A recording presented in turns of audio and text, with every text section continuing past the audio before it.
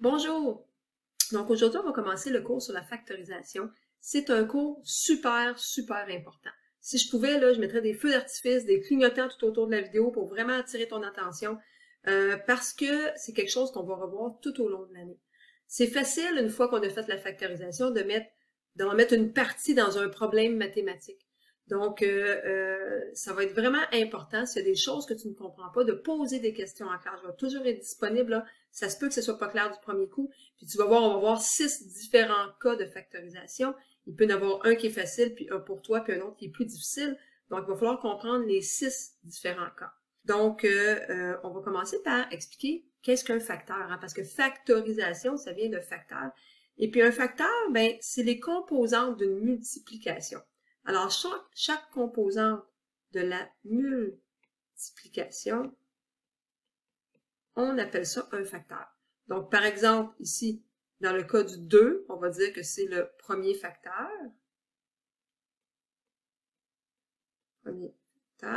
Et ensuite, le 5, c'est le deuxième facteur. Donc, tu as 2 facteurs dans cette expression-là.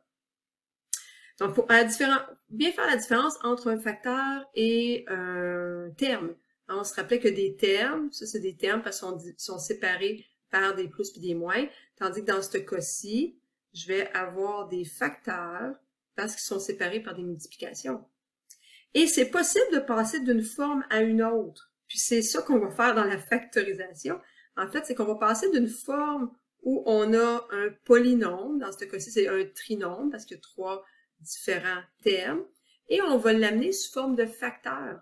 Donc, on va avoir un facteur, on va les écrire, on va avoir un premier facteur, qui dans ce cas-ci est le B. Il va avoir un deuxième facteur, qui est le B plus 2, et le troisième facteur est le 7B moins 5, troisième facteur. Donc, des facteurs, il peut y en avoir 2, il peut y en avoir 3, il peut y en avoir 4, okay? Il peut y en avoir plusieurs. Dans le cas de notre cours, ça va souvent être autour de 2, 3, 4, okay? Mais il peut y en avoir plusieurs. Les méthodes qu'on va voir pour la factorisation, ça va être important de les faire dans l'ordre dans lequel je vais vous les montrer. Parce qu'il y en a qui sont plus faciles que d'autres. Si tu essayes tout de suite la plus difficile et que c'est pas la bonne façon de faire, tu viens de perdre du temps. Si tu essayes par la plus facile, qui est aussi la moins longue, ben, puis que si tu vois que ça marche pas, ben là, tu passes à la deuxième, tu passes à la troisième. Alors, on commence aujourd'hui avec ce qu'on appelle la mise en évidence simple. Mise en évidence simple, ça veut dire qu'on veut mettre en évidence, on veut faire ressortir de mon polynôme un facteur. Donc, on vous dit que la mise en évidence simple, c'est ce que MS veut dire. Donc, la mise en évidence simple est le cas de factorisation qu'on doit toujours faire en premier, ok? Parce que c'est le plus simple. On va aller faire ressortir le plus grand facteur commun. Le grand facteur qui est commun à tous. Donc, ce que ça veut dire, le plus grand facteur à tous, c'est que tu regardes. Tu regardes 18, x3, y3, tu regardes moins 9, x2, y2, puis tu regardes moins 6. Commence par porter ton attention au départ seulement sur les coefficients. Est-ce qu'il y a un nombre qui serait un facteur de 18, de 9 et de 6? Autrement dit, est-ce que 18, 9 et 6 se divisent par un nombre entier qui est commun, qui est pareil pour tous? Donc, ben, tu peux dire 18, il se divise par 9, puis 9 aussi, mais 6, il se divise pas par 9. 18, il se divise par 6, mais 9, il se divise pas par 6. Par contre, on peut dire 3. Donc, 3, c'est un diviseur de 18, 3, c'est un diviseur de 9, et 3, c'est aussi un diviseur de 6. Et là, une fois que tu as regardé ça, là, on va aller regarder les x. Donc là, on allonge, on va aller voir nos x. Est-ce que je peux faire ressortir des x? Donc, en premier lieu, j'ai x3, j'ai x2, j'ai x. Ben oui, je serais capable d'aller ressortir un x.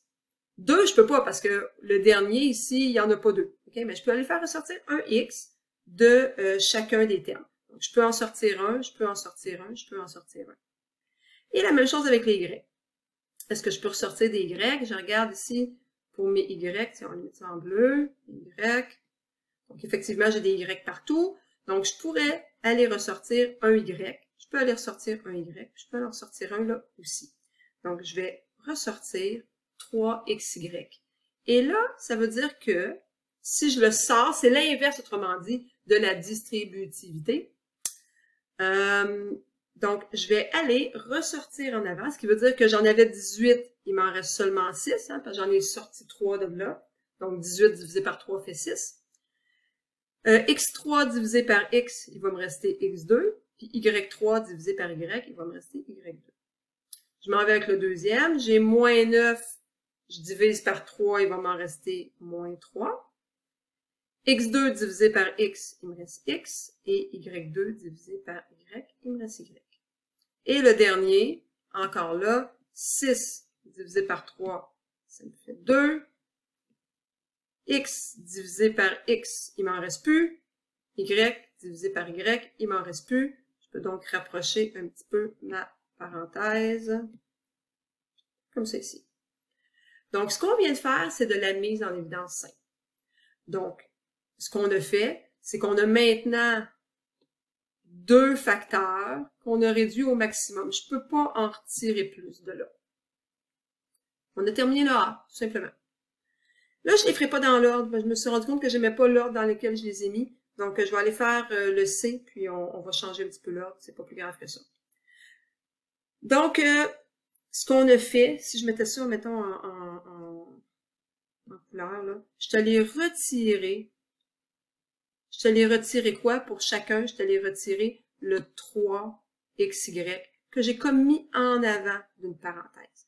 Donc, c'est ça que je vais vouloir faire à chaque fois, d'aller retirer en avant. Maintenant, étant donné qu'il y avait plusieurs termes, je l'ai fait pour chacun des termes. Bon, mais maintenant, si je regarde dans le deuxième que je vais faire, j'ai un premier terme ici, puis j'ai un deuxième terme ici. Tout ça est séparé par un plus. Donc, étant donné qu'il y a une multiplication là, avec la parenthèse, ça veut dire que tout ça, c'est le même terme, et tout ça, c'est le même terme. Alors, ce que je veux faire ici encore, c'est que je vais aller retirer, aller prendre, aller mettre en avant, aller mettre en évidence une partie qui serait commune. Alors là, si on regarde comme il faut. J'ai 3x plus 2, puis x moins 5. J'ai x moins 3, puis x moins 5. Mais ça, là, c'est pareil. X moins 5, c'est pareil. Donc, je pourrais, à ce moment-là, dire que c'est mon facteur qui est commun. Hein, tantôt, on parlait d'un facteur commun. Le facteur qui est commun à mes deux termes, c'est x moins 5.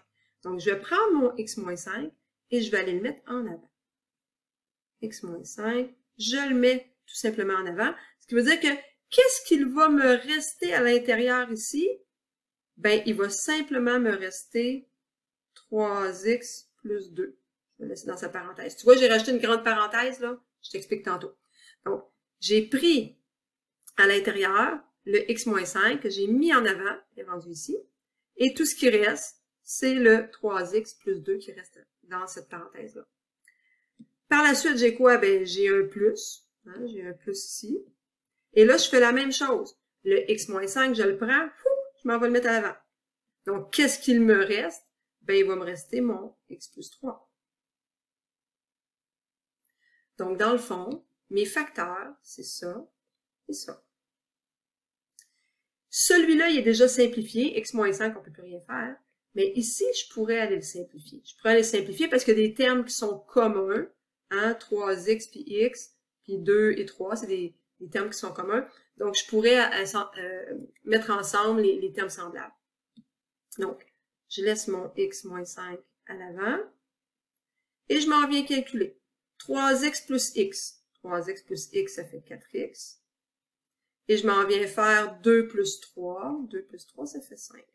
Donc, ce que j'ai calculé, si je le mets, mettons, en surligneur, j'ai mis mon 3x avec mon x, ce qui me fait 4x. Et j'ai mis mon 2 plus 3, qui me fait 5. Et là, j'ai terminé. J'ai terminé ce numéro-là. J'ai 2 facteurs. Je l'ai factorisé au maximum. Et c'est une égalité de ce que j'avais au départ. Donc, ça donne la même chose. C'est plus simple, c'est plus court.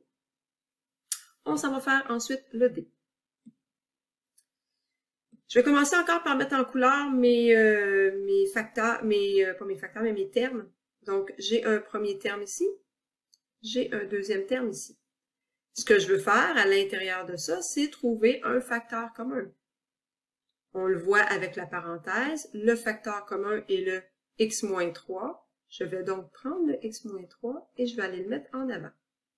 Donc, x-3, je le mets en évidence, c'est ce que ça veut dire.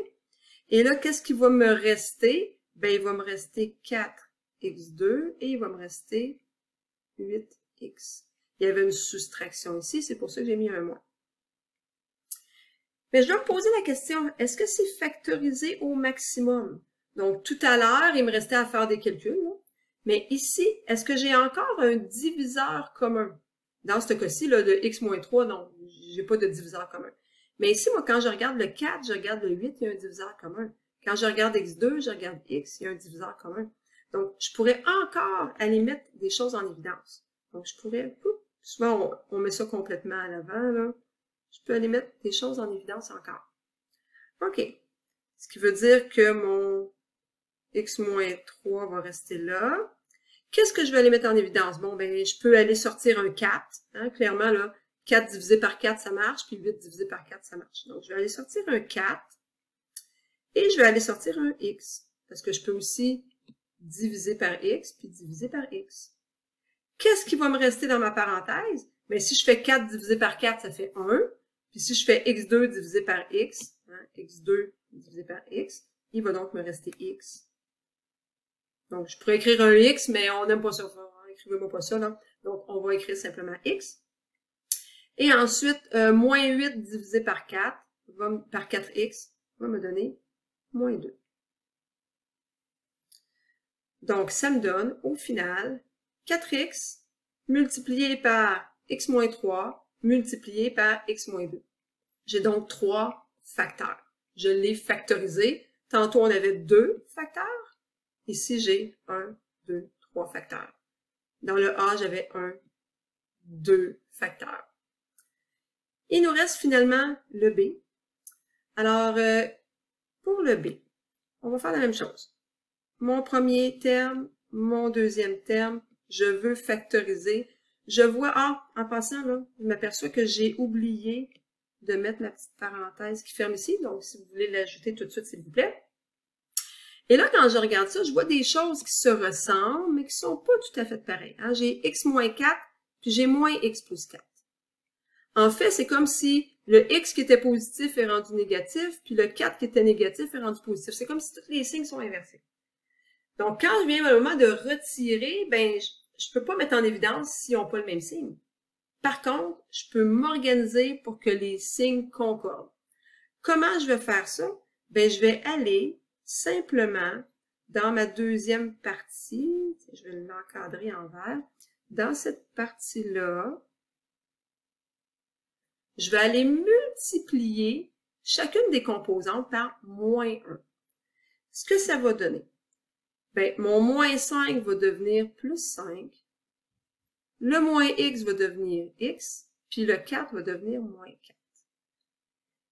Tu dis, ouais, mais Isabelle, tu peux pas faire ça, là, c'est illégal, ça marche pas. Mais regarde bien, si j'avais distribué mon 5, là, moins 5 fois moins x, ça m'aurait donné quoi? Moins 5 fois moins x, ça fait 5x. Ben ici aussi, ça va faire 5x. Puis si tu avais fait moins 5 fois 4, ça aurait donné quoi? Ça aurait fait moins 20. Ben ici aussi, ça va faire moins 20. Fait que ça donne la même chose qu'on écrit. On l'a juste écrit d'une façon différente, mais cette façon différente-là va faire en sorte que maintenant, je vais être capable d'aller mettre en évidence le x moins 4. Donc, je vais pouvoir le sortir à l'avant. Ici. Donc, je vais avoir x moins 4 que je viens mettre en évidence. Qu'est-ce qui va me rester? Il va me rester 3x et il va me rester plus 5. Oups. Il va me rester plus 5. Et là, j'ai un facteur qui est simplifié au maximum. Il n'y a plus rien que je peux retirer. J'ai un autre facteur qui est simplifié au maximum. Il n'y a plus rien que je peux retirer non plus. Donc, j'ai réussi à le factoriser. Je me pose la question, est-ce qu'on va tout de suite à la mise en évidence double? Oui, on va y aller. Okay, je vais en faire au moins un ou deux exemples, j'arrêterai par la suite si je vois que c'est trop long. Alors, ce qu'on vient de faire, mise en évidence double, on fait la mise en évidence une fois. Une fois, je retire quelque chose en avant. Dans la mise en évidence double, je vais le faire 2 fois. Okay? Ça va faire en sorte que ça nous prend 4 termes pour le faire. Donc, souvent, donc ça j'ai marqué, là, ça nous prend au moins 4 termes, mais souvent, ça va être exactement 4. Puis, ça va être une façon de le repérer. Quand tu vois qu'il y a 4 termes, là, ta mise en évidence double, elle risque d'être utile. Alors, on va aller se créer 2 paquets. Donc, de quelle façon on va faire ça? Bien, on va aller prendre les 2 premiers termes ici et les 2 derniers termes ici. Donc, on voit qu'on a 2 termes séparés par un plus, 2 termes séparés par un moins. Et ces 2 paquets-là, ensuite, je vais vouloir aller faire de la mise en évidence simple sur chacun de mes paquets. Donc, je vais faire une mise en évidence simple sur mon premier paquet ici. Donc, je vais dire, bon, OK, j'ai 2ax et j'ai 6, excuse-moi, 6ax et 2ay. Je peux donc retirer 2a. Je le mets en évidence. Il va donc me rester 3x plus y. J'ai donc fait une mise en évidence simple sur mon premier paquet. Je vais aller faire ça avec le deuxième paquet maintenant. Donc, je veux aller faire une mise en évidence simple sur ce que j'ai ici. Comme les deux sont négatifs, dans ma mise en évidence simple, je vais en profiter pour mettre en évidence un moins. Donc, je vais mettre moins b, ce qui va faire en sorte que si je retire, donc si je retire moins b de ce que j'avais ici, il va donc me rester 3x. Et si je retire moins b de ce que j'avais ici, il va me rester plus y. Et là, c'est bien important, le petit signe plus que je viens de mettre là, parce que tes 2 parenthèses doivent être exactement pareilles. C'est-à-dire que tu as une première parenthèse ici, tu as une deuxième parenthèse ici. Elles doivent avoir les mêmes chiffres, les mêmes coefficients, les mêmes variables et les mêmes signes. Donc, là, si tu dis, ouais, mais Isabelle, ça n'a pas de sens de te retirer un moins, je ne comprends pas. Mais regarde bien, je vais te l'expliquer d'une façon différente maintenant. C'est que si tu redistribues ton B, donc si tu fais moins B fois 3x, ça va te donner moins 3bx. Ben, c'est ça que tu avais ici, donc c'est ça qu'on veut. Si tu redistribues encore là ton moins b avec ton y, ça va te faire moins by. C'est ce qu'on avait. Donc, en retirant moins b, ça va bien nous laisser 3x plus y. On a la même parenthèse. On peut donc faire ce qu'on faisait ici tout à l'heure quand on avait la même parenthèse. Donc, je vais aller faire une mise en évidence en mettant ma parenthèse à l'avant. Donc, ici. Donc, il ne faut pas que j'oublie que j'avais un 2a, par exemple. Le 2a, non, excuse-moi. Je vais mettre ma parenthèse à l'avant. Je n'ai rien dit. Donc, je m'en viens mettre la parenthèse à l'avant. 2x plus y. Et là, effectivement, je dois m'occuper de mon 2a. Donc, le 2a que j'ai ici, le moins b que j'ai ici, ça va me laisser 2a moins b. Ce qui est bien important de comprendre aussi, c'est que le moins b ici, c'est vraiment une soustraction. Tu n'as pas une multiplication. Ton 2a, il est multiplié à ta parenthèse. Tu as une soustraction avec le b, et là, tu as une multiplication entre le b et ta parenthèse. Mais ça, c'est bien un moins de soustraction. Comme on l'a mis ici, c'est un moins de soustraction. On vérifie, il n'y a plus possibilité de rien retirer, de faire de la mise en évidence simple là-dedans. Donc, on a effectivement terminé. Je m'en vais voir le deuxième. Donc, dans le deuxième cas, aussi, on a 4 termes. Donc, quand on pense 4 termes, on pense à la mise en évidence double. Mais avant, je dois quand même toujours vérifier si je peux faire de la mise en évidence simple. Et là, en regardant attentivement, j'ai 3xy, 6x, 9y et 18. Tout ça, ça a un diviseur commun. Je peux diviser tout ça par 3. Donc, on va aller le faire immédiatement. On se met un 3 en évidence. Il va me rester xy, il va me rester 2x, il va me rester 3y et il va rester 6. Je viens donc de faire une mise en évidence simple. Ça n'empêche pas qu'après ça, il me reste quand même encore 4 termes ici. Donc, je vais être capable d'aller faire une mise en évidence double dans ce qui reste. Donc, on va aller se faire des paquets de 2, les 2 premiers ici, les 2 suivants ici. Le 3 qui est en avant, il va rester là, tout simplement. Mais ensuite, je vais vouloir aller faire retirer ou faire une mise en évidence de ce que j'ai ici dans mon premier paquet. Donc, xy plus 2x. Je peux donc retirer un x. OK? Donc, je m'en viens mettre en évidence ici. Donc, je vais avoir un x que je viens mettre à l'avant. Et donc, si je retire le x, il va me rester y plus 2. Tu vois que ça me crée deux parenthèses. OK? Le 3, il est tout à l'avant, mais il ne faut pas oublier que le 3 ici, il faut qu'il vienne multiplier le reste. Donc, c'est pour ça qu'il est à l'avant, divisé par une parenthèse. Et ensuite, mon x, comme on vient de le mettre en évidence, lui aussi, je vais devoir aller le distribuer. Quand je m'en viens voir ensuite mon deuxième paquet, donc ici, j'ai 3y plus 6. Donc, encore là, je peux venir mettre en évidence quelque chose ici. Je vais mettre en évidence un 3. Je garde le signe avec lui, c'est super important parce que ce n'est pas une multiplication, ça, c'est une addition. Donc, je garde le 3. Il va donc me rester y plus 2. Et je referme. Oups, un petit peu. J'ai fermé ma parenthèse à la mauvaise place tantôt. Celle-ci, elle se ferme plutôt à la toute fin. Hein, parce que si on regarde ce qu'on avait tantôt, le 3, il venait affecter tout ça. Donc, le 3, il vient affecter tout ça. OK? Donc, j'ai une grande parenthèse ici. Je peux aller enlever des petites flèches que je m'étais faites là, pour que tu vois bien. Donc, le 3 ici, il venait affecter tout ce qu'il y avait à l'intérieur. Le 3 ici vient affecter tout ce qu'il y a à l'intérieur. Bon, ben, je me retrouve avec le fait que j'ai la même parenthèse qui revient. Je peux donc la mettre en évidence, cette parenthèse-là. Le 3, lui, il ne change pas, il reste tout le temps en avant. Mais je viens mettre en évidence cette fameuse parenthèse ici, donc qui donne y plus 2. Il va rester quoi? Ben, il va rester x, puis il va rester plus 3. Donc, on vient l'écrire. Il nous reste x plus 3. Donc, dans le cas ici, j'ai un facteur, deux facteurs, trois facteurs. Dans l'autre numéro précédent, le A, j'avais 1, 2 facteurs. Ici, j'en ai 3. 1, 2 et 3. Donc, on se garde le C qu'on fera en classe et n'oublie pas de répondre à la question Classroom.